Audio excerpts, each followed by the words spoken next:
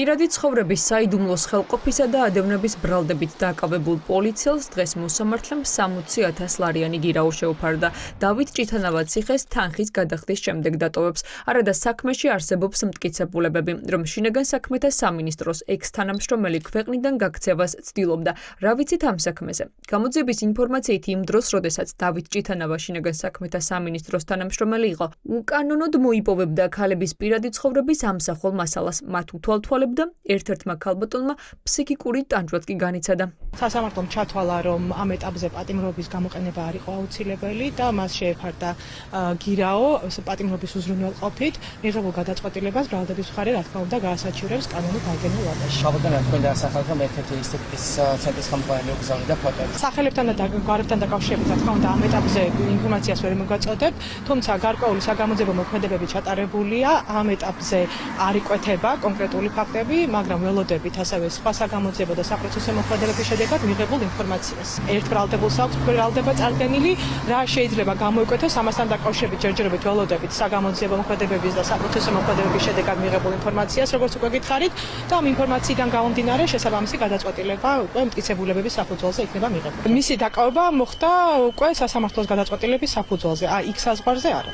გამოძიების ინფორმაციით ხობის პოლიციის თანამშრომელმა დავით ჭითანავამ აპლიკაცია WhatsApp-ის გამოყენებით მოიპოვა და უკანონოდ შეინახა 3 ქალის პირადი ცხოვრების საიდუმლო სამსახველი ფოტომასალა, ხოლო ერთ-ერთი დაზარალებულის პირადი კადრები მესენჯერის საშუალებით სხვა პირს გადაუგზავნა. ამის შესახებ ინფორმაცია საგამოძიებო უწყებას 1 წელზე მეტია აქვს, თუმცა მიუხედავად ამისა, დავით ჭითანავა თანამდებობაზე რჩებოდა.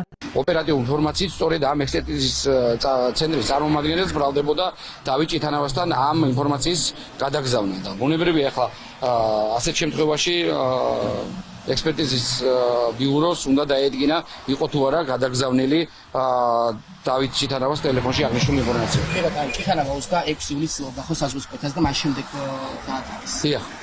და როგორც ახალი თურქეთში გადადიოდა. დიახ, თურქეთში გადადიოდა შვილის ჯანმრთელობის მდგომარეობასთან დაკავშირებით. საუბრობდა ბრალდების მხარე, რომ აღნიშნული ტელეფონი გადაგზავნილია საექსპერტო დაწესებულებაში იმისთვის, რომ დადგინდეს არის თუ არა ეს ინფორმაცია ამ ტელეფონში.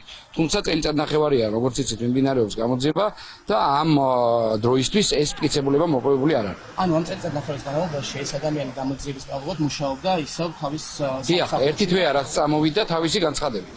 პირველების ინფორმაციით ჭითანავას დაზარალებული ქალების პირადი ცხოვრების საიდუმლო სამსახველ ფოტომასალას ხობის ერთ-ერთი ესთეტიკური ცენტრის თანამშრომელი აწვდიდა. გავრცელებული ინფორმაციით ქალი მასთან პროცედურაზე მისულ მომხმარებლებს ფოტოებს უღებდა და შემდეგ პოლიციელ ჭითანავას უგზავნიდა. ეს ცენტრი ხობში ახლა დახურულია. ეს სალონი რო არის ფუნქციონირებს ხოლმე პოეცი. ფუნქციონირებდა და დღევანდელი ამბავი არ ვიცი. პოლიცია ხომ არ მინახავთ მოსულან პროკურატურაში გადახარ შევდარებენ. აი, რამდენი ხანი ეს არ არის ხოლმე. ძალიან გთხოვთ ამ საკითხთან მოგეკითხებით უნდა. დიდი ხანი კი იქნება ერთი თვის უკანობა. ანუ ერთი უკან ნახეთ რომ ღია იყო, ხო? ან პოლიცია ან რამე ხო არ გინახავთ? არა, არა. ხო ბატონო, ეს ფუნქციონირებს ესთეტიკის ცენტრი ხო არ იცით? ხო. უშინ იყო? ზე მუშა, კი მუშაობ. ამ დღეებში იყო ხო? ესთეტიკური მედიცინის ცენტრი, სადაც ქალების პირადი ცხოვრების ამსახველ ფოტოებს უკანონოდ მოიპოვებდნენ ინგა ტყებუჩავას ეკუთვნის. ის სატელეფონო საუბრისას ადასტურებს, რომ მისი ტელეფონი გამოძიებამ წაიღო. ჩემი ტელეფონი იქ არის პროკურატურაში. ყველაფერი გამოძიება მიმდინარეობს. მე ვიყავი გამოკითხვაზე, მაგრამ ვიქ არის ჩემი ინფორმაცია ტელეფონის ყველაფერი და ვერ გავიგე და ხდება საერთოდ ყველაფერი არის მოგონილი. თქვენთან რატო მოვიდა პოლიცია ტელეფონი რატო ჩამოგართვათ მაშინ? მე და დათოს შორის იყო კონფლიქტი ქონდა, ვიჩხუბეთ, რაღაც კონფლიქტი ქონდა და ყველა ინფორმაცია შედადგინდა მე გადახეთ მერე. პროკურორმა დღეს არ გამორიცხა, რომ დამნაშავეთა წრე გაიზარდოს. ანუ დააკავონ პოლიციელის თანამზრახველები, ის ვინც ქალებს ფოტოებს ჩუმად უღებდა და პოლიციელს აწვდიდა. ახლა გამოძიებამ უნდა დაადგინოს. იყო თუ არა ეს იძულების შედეგი, როდესაც სამსახურეობრივი მდგომარეობის გამოყენებით პოლიციელი ცენტრის თანამშრომელს დანაშაულის ჩადენას აიძულებდა.